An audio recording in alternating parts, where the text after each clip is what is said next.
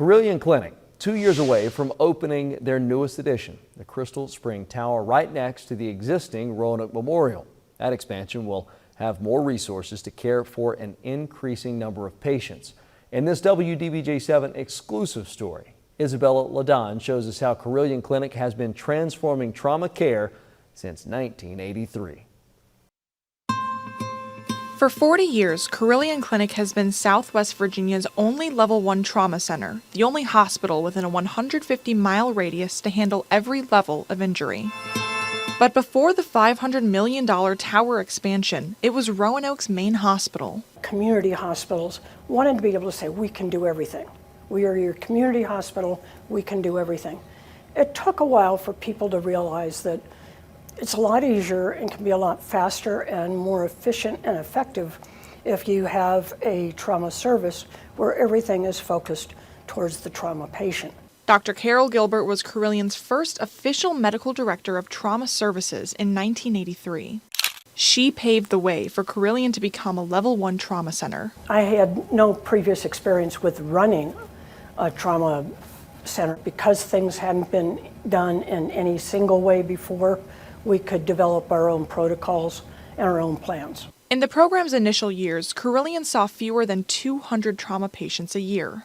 Today, they see close to 4,600 a year from a larger population, more accidents, and more violent crime. Carilion's current medical director for trauma services says that number is increasing. It's almost commonplace every day, every other day, to have 2 or 3 trauma patients that present to us at the same time, which means you need to have more than one room to see in these patients.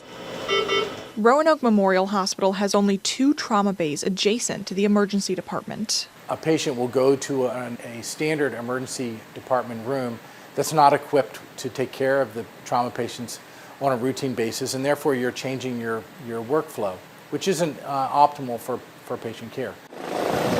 Almost half of Carilion's trauma patients are flown in from other areas like West Virginia, Tennessee, and North Carolina. Carilion serves the largest geographical area in the region, so they're adding 5 new trauma bays to take care of more patients.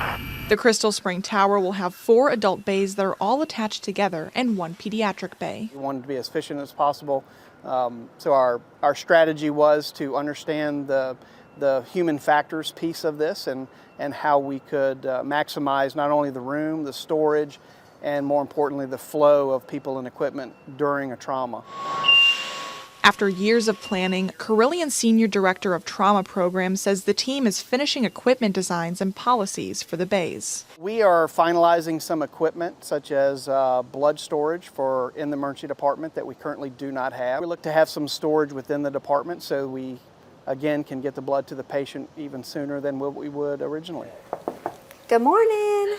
As Carilion staff look forward to working in the new tower, Sandy Hubbard is making sure her nurses caring for trauma patients are ready to go. Nobody wakes up and goes to work and says, I'm going to be in a car accident today.